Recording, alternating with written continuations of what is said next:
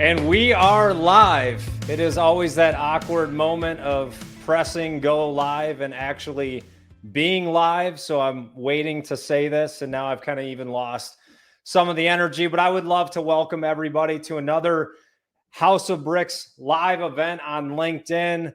As you know, we've featured some amazing guests, pro athletes, top CEOs, but we're not about profile envy in the House of Bricks, because I believe that everyone has a story to tell that can inspire the right person at the right time. And when you achieve things in life, you gain a universal authority to lead someone else from where they are to where they want to go. Today, we have a very special guest. Got connected again through David Meltzer. I feel like an advertisement for him, but working with him has definitely brought our company to the next level. As you probably know, we're sponsoring an episode on the 2-minute drill. I don't know any startup businesses within their first 12 months have that type of opportunity, but we're going to take advantage of it. And really, it's a platform for startup businesses to get exposure, go through our accelerator, and ultimately position them to win, just like this guy that is joining me today. So Jeff Fenster, welcome to the House of Bricks live on LinkedIn. Thanks, Adam. Honored to be here. Great to come on the show, and thank you for having me.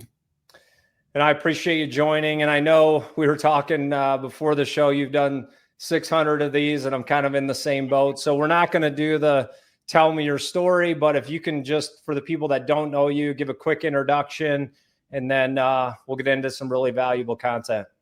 Yeah, sure. Jeff Fenster, 41, girl dad, 18 and 12-year-olds.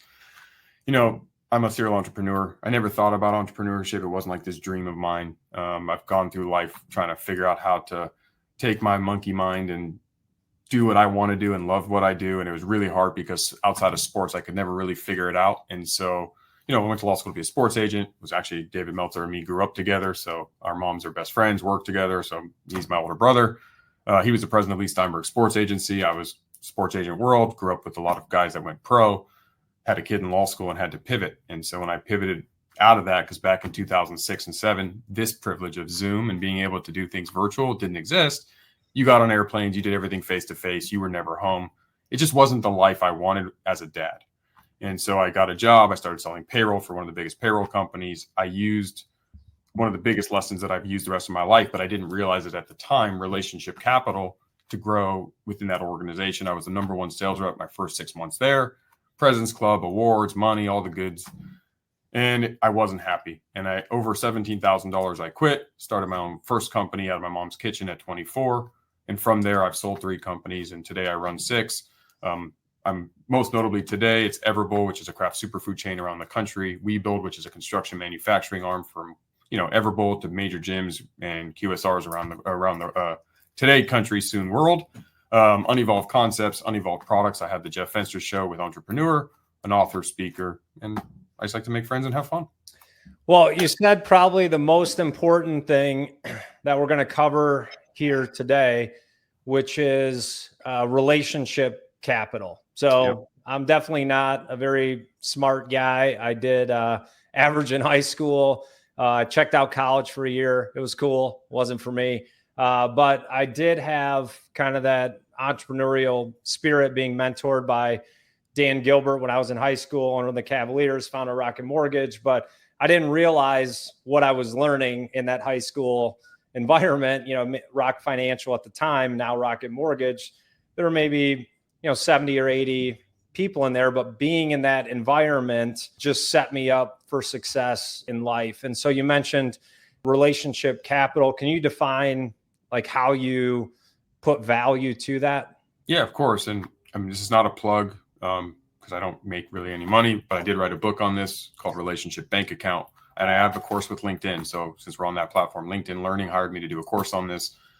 The whole purpose behind it is to understand that, as icky as it sounds, it's very similar to a bank account. You think about your checking account, you either have money in there and you're wealthy, you have no money in there, you're broke, you have negative, you owe money and you've overdrafted, and now you're in debt. And relationships are the same way with every human being on the planet, from your brother, your sister, your wife, your husband, your children, your mom, your dad, to friends, coworkers, spouses, investors, clients, strangers. There is an unspoken ledger. and how you think about those relationships, and realize that the more deposits you can make by leading with value, being a good human, helping as many people as you can, being interested in them, being genuine, and putting yourself out there, you accumulate this version of wealth. And while you can't go to Starbucks and buy a coffee with it, I can pick up the phone and call David Meltzer right now, and he can introduce me to somebody who can add millions of dollars to my business. He can introduce me to someone who could get me tickets to my favorite event. He could introduce me to somebody who may help my kid do something. So who we know, there is a currency to it. And as you start to realize that, it changes how you view relationships, because it doesn't take any pre-existing skills to be a good person. It takes focus, effort, and intent. And so relationship capital is that unspoken currency you have. And if you're wealthy in relationships, you can open so many doors. And it has allowed me to enter new industries with zero experience and immediately rise to the top. Starting a digital marketing agency and partner with Neil Patel, one of the world's best digital marketers, allowed me to instantly create an 8-figure business within 6 weeks. Right. I knew nothing about computers. Yeah. Now that's relationship capital. And so when you realize what it is and how you use it, you start to understand it is the most important asset you have. Who you know, because people do business with people. People do life with people. People help people. So if you don't know the right people, you are always going to be working harder. You are always running into the wind. You are always taking the stairs, and you're getting frustrated when you watch other people have an elevator and a hand up when you are more qualified, more experienced, and have paid your dues, but yet they're getting there first because of who they know. And so our audience, it's filled with entrepreneurs, CEOs, and just people trying to succeed in life, following our mission, right? Living life brick by brick. You can use every experience, good or bad, as a competitive advantage. And we learn the most from our failures and mistakes. Success in life, Steve Jobs says, is a horrible teacher. So the more you win, really, the less you're learning. And as an entrepreneur, you spend 80% of your time failing. You know what you're signing up for. 9 out of 10 startups fail. Entrepreneurs would never classify themselves as this, but depression is a real thing because it's lonely at the top. Who do you go to when you can't make payroll on Friday, or you're struggling to get sales? Whatever it is, it's very lonely place, and it is okay to be independent, but you don't have to be alone. And so you mentioned David Meltzer. Things that we teach, right, is if you want to 10x your life, everyone says this on social media, the real key is the threefold, type relationships. Be mentored by someone else, find a peer that you can climb the mountain with. And this is where I see most people miss out, is actually mentoring someone else. So no matter where you are in life, there's someone, and I don't want to say beneath you, but someone that wants to get to where you are. Can you bring them with you? And you don't have to have sold a company. You don't have to be a millionaire. You can help the guy at the local gas station, go to the next level. So one of the things that I have a challenge with the relationship capital, even with me, is how do we come across as authentic, right? So if you have that mindset, like, I want to build relationship capital, let me meet this guy, that guy. Is there any basic tips you can give people on how to build that capital and still remain authentic? Yeah. I mean, I think it's part of the question that you asked is kind of where the problem lies for most people. I want to build a relationship with Dan Gilbert because he's Dan Gilbert, and I want something from Dan Gilbert. That's not authentic by itself. Right. You should want to have the relationship with every single person you come in contact with. It doesn't mean you're going to go grab a drink and go to the movies and go out to dinner with them. But if you lead your life and you become the person that is interested in everybody, is genuine, leads with value, asks questions, makes everybody feel good when you're around them, the Dan Gilberts fall in line like everybody else, and you accumulate those kinds of humans. I'm able to quickly build relationships with very prominent names that everyone knows, from the Shaqs and Drew Breeses to Gary V's, etc. And these are my friends because I don't focus on them. I do this for everybody. Mm-hmm. And when you start to do that for everybody, you become that person that attracts humans, that you become the relationship capital individual because you're more interested in all of them and you find ways to lead with value. So when I go to an event or I go out to dinner, I make eye contact with the waiter or waitress. I ask them and compliment them. I try to get them to have some interaction with me that makes them feel good. Are they going to help me in business? Probably not. But does it matter? And the problem for most people is it's not authentic because they don't care about the waiter or waitress because they pre-qualified them as someone who isn't going to help them. And they only want to try to help or meet people who they perceive are going to help them. But that's just not how the real world works. And so you're never going to be able to build those relationships. And it's clear when you get to the individuals that you really aspire to be around, they're going to realize that you're not authentic because you're not. You're there for a purpose, a selfish, how is this person going to help me versus how can I help them? And that whole mind shift switch is the entire change. And all of a sudden, luck comes your way, all the relationships come your way, and you never know who that person's brother, sister, aunt, cousin, friend is and how they can completely change your world. And that is like the biggest difference, especially if you're an entrepreneur, that you can do this today. It's fishing. You go out fishing in a boat. You're deep sea fishing. You throw a rod and reel in the water, and you're waiting with one, and that's what you're doing. But you could put 40 in the water every single day and increase your luck that a fish swimming by happens to bite that hook. And one of the greatest examples of that I learned early was my payroll business when I had my very first company at 25 years old. Father, had a young daughter, was very tight, barely surviving in my business, but I was in the grocery store. And every weekend where I lived, I went to the grocery store and I would make casual conversation with the checkout clerk. Most people put their head down, they're on their phone, thank you so much, and leave. Yeah. But I at least knew that she had dogs and went to Dog Beach. She knew that I had a payroll business and a little daughter, and we would have a 30-second interaction. Oh, did you go to the beach this weekend? What's your plans? Blah, blah, blah. How's your kid? Very simple. 18 months of living there, 18 months of doing this. She one day says to me, you have a payroll business. My brother's having a payroll issue. Can I give him your number and would you be willing to help him? So I said, yes. Now, I know nothing. I don't know if he's an individual who has no money and I'm just going to do a favor. I know nothing. He had over 1,000 employees in his company. It was a $250,000 recurring contract that I earned, doubled my revenue for my business, and gave me a big customer that I could now back sell against as a case study from the checkout clerk at Albertsons. Now, is that lucky? Yes. But I created a circumstance that allowed me to get lucky, and most people aren't doing that. Yeah, well, and it's funny you say that, like lucky, right? And now they've put a term to it, increasing your, luck surface area. Creating At the end of the day, like it's not luck. Like you said, it's more fishing lines in the water, and you never know who you're talking to. When I was down at the VIP dinner in Miami with David, there's stacked with VIPs.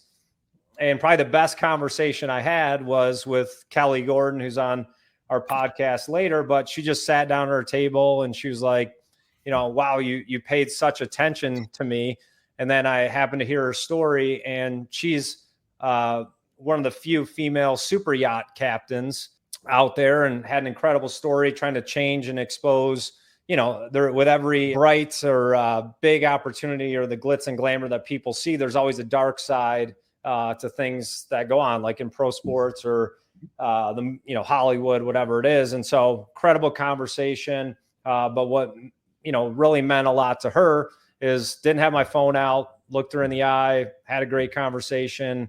And for her to give me that feedback, it's a new skill for me because you're an entrepreneur too. Like you're talking to one person and then you're thinking about the 7 businesses you're running. So it's a new skill for me. I'm trying to work on, being present. Kobe Bryant says it. I see his jersey in the background there, but the best present you can give people is your presence, when you're in front of them. So working on that. I've got a little entrepreneurial ADD, just like you do. I've heard you talk about that. And I love listening to your content because I'm like, okay, I'm not crazy. There isn't something wrong with me. There's other people out there like me. So I mentioned to you before the show, we're running this contest right now called the Startup X program.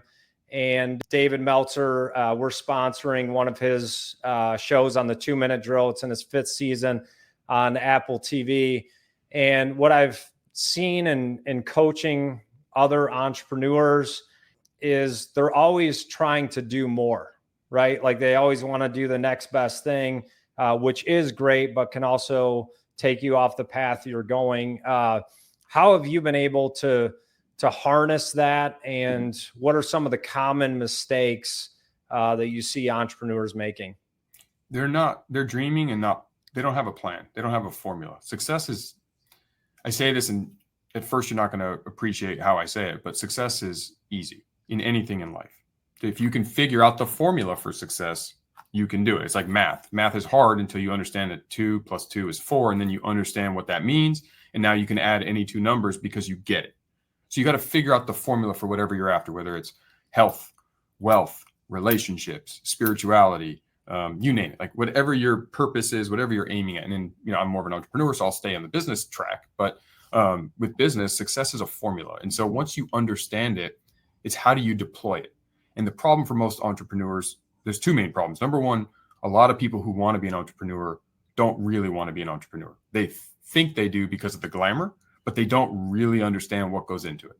And so I would say, understand what you're doing and make sure it's what you really want to do, because it is very hard.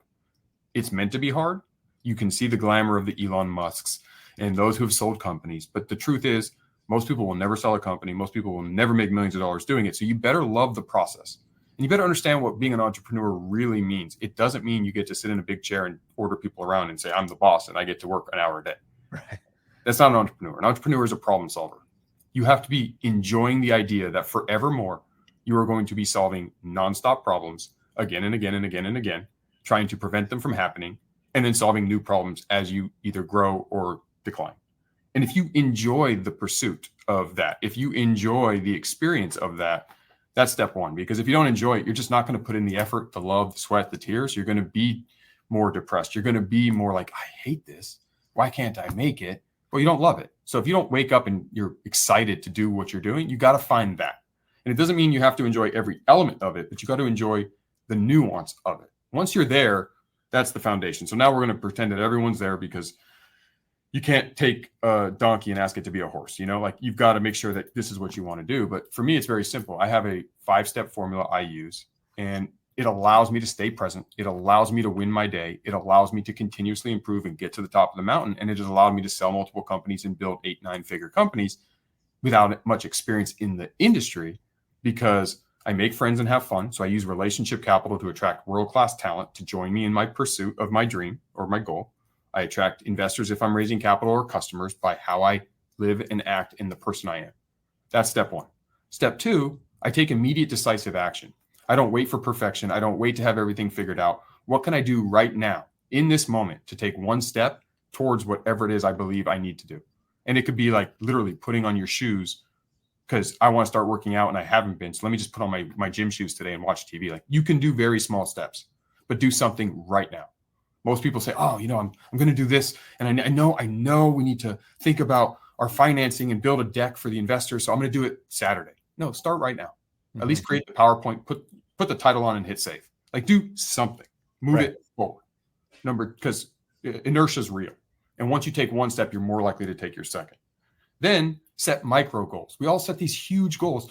I'm going to go raise $50 million. We're going to sell for $100 billion. We're going to do 20 million this year. Awesome. What are you doing today to do that? Literally today.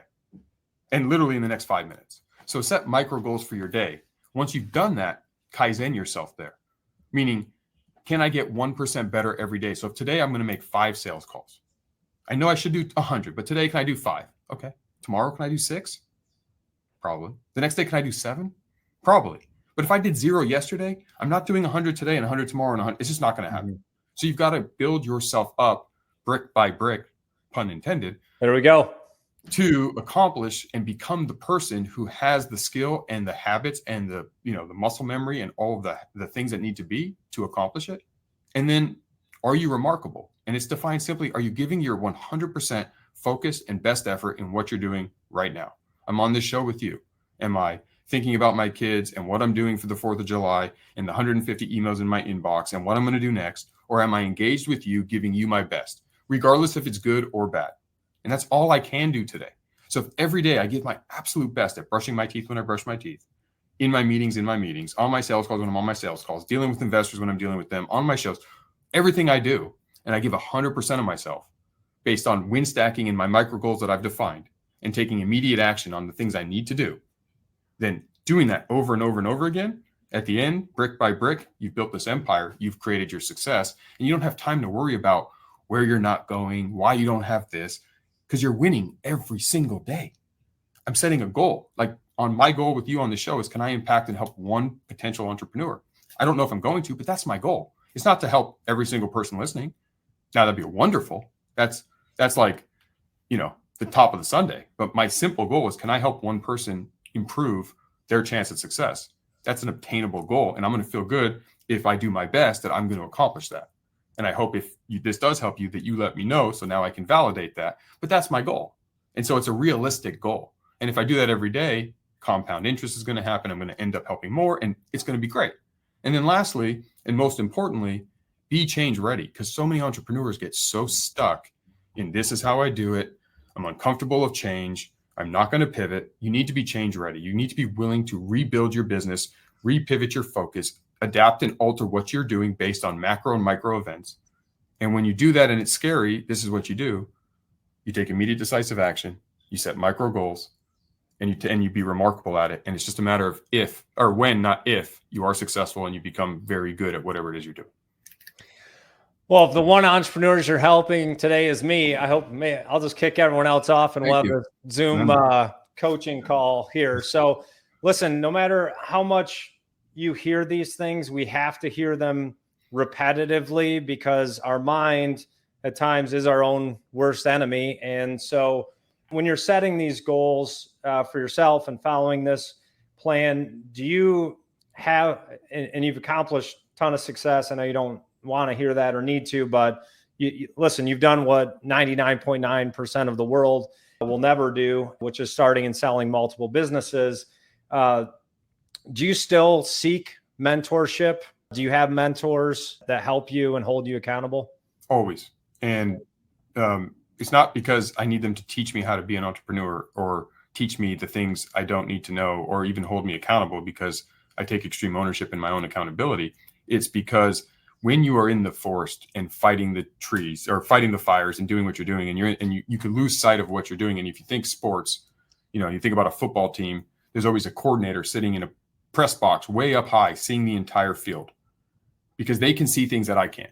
And so having that ear, and sometimes the art of just me talking about my situation, my goods, my bad, things I'm working on, strategy, with another person who understands business, even they don't say a word, but me just having to articulate to them and get them up to speed so they can then help me, helps me rethink about what I'm saying and how it sounds. It forces me to spend that time working on my business, because I'm all the time in my business. So having those mentors and those coaches is wonderful. That's why LeBron James has a coach.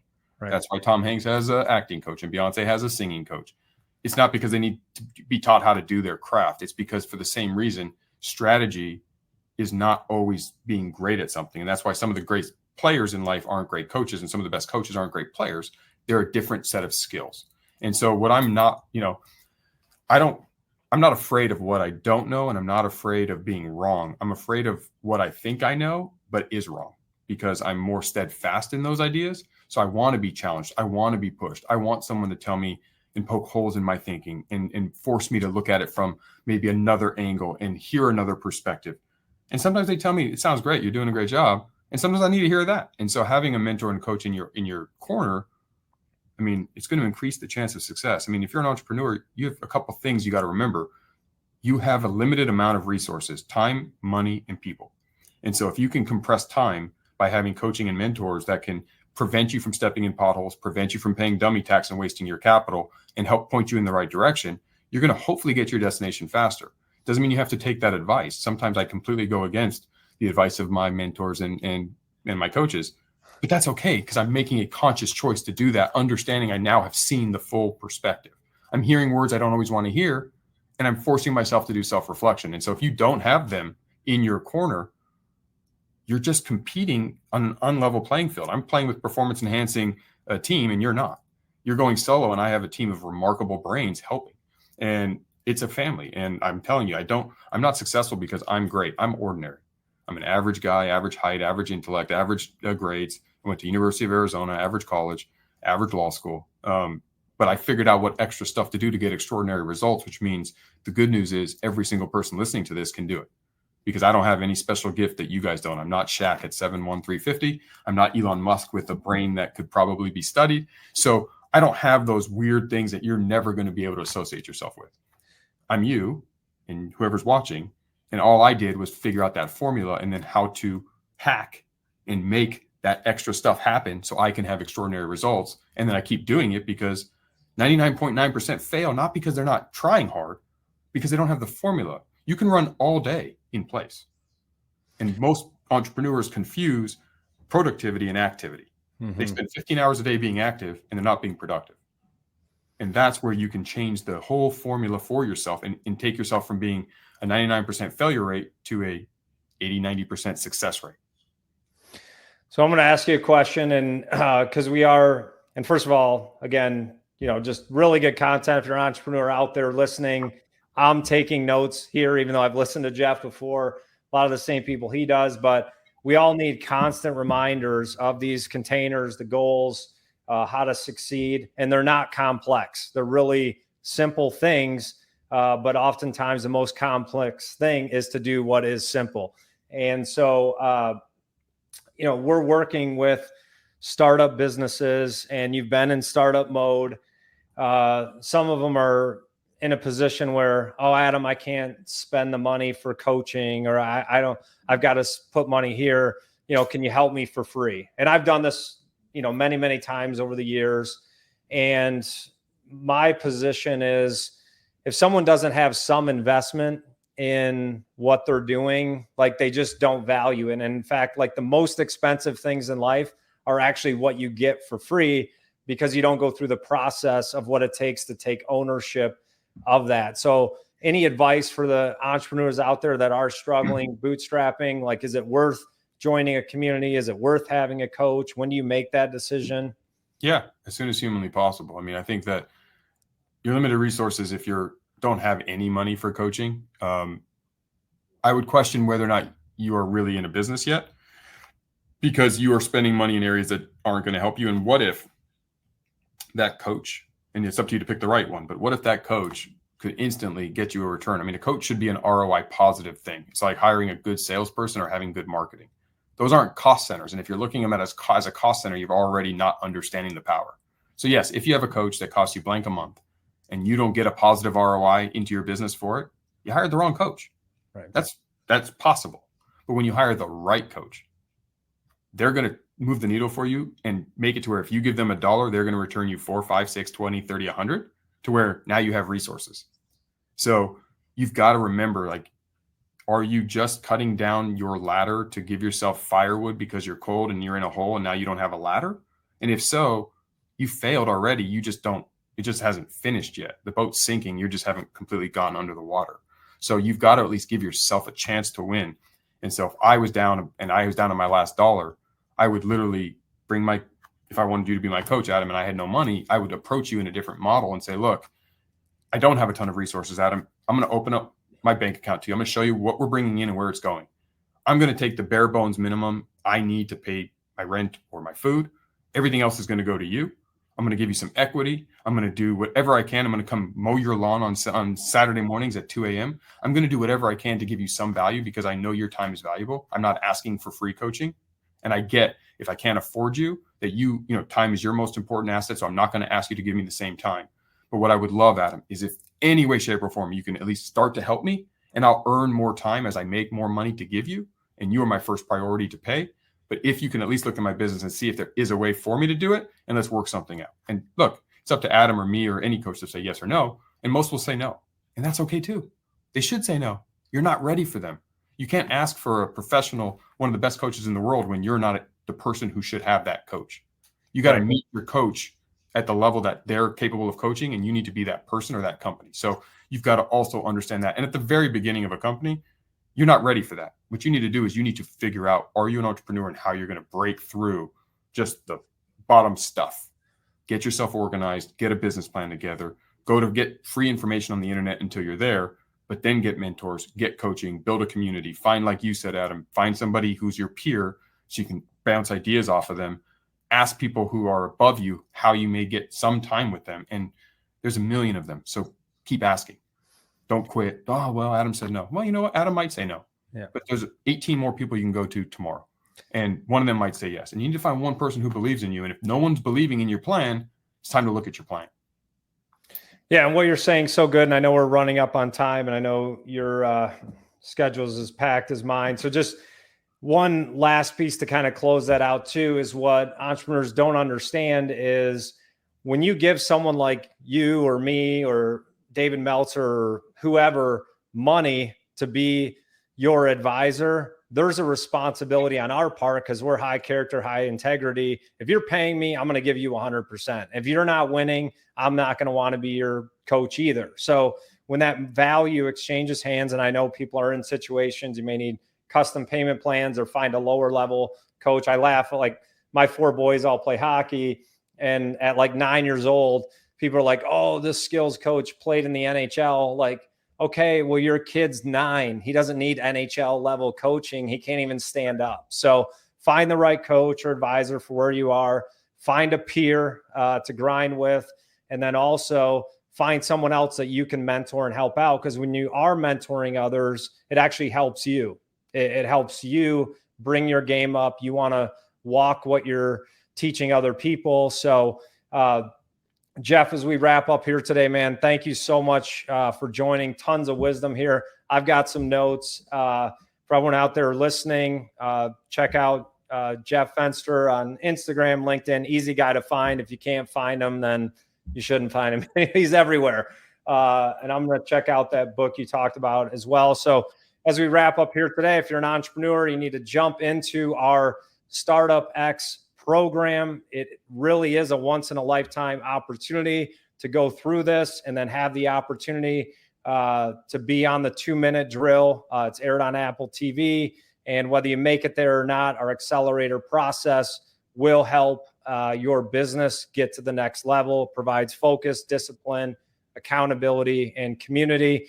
So appreciate everyone joining today for another episode of the House of Bricks Live. Jeff, I appreciate it, man. Thank you. Thank you. And I'll just add, whether you get on the show or not, the process of going through the process is how you win. People are always worried about destinations. Become the person in the company that can earn it. So you're going to go through the process and you're going to learn something, even if you're not selected. So right now, all of you take immediate action and go to the houseofbricks.io Startup X, because the process of applying is actually what you need. And it's the goal. And those who get on, fantastic. You may not get on this year, but it'll get you ready for the next time and the next opportunity. So you're more primed, because luck is when preparation meets opportunity. So you got to be prepared, and that's how you get prepared. Nothing I can add to that. So appreciate it, Jeff. Thank you. Thank you for having me. See you.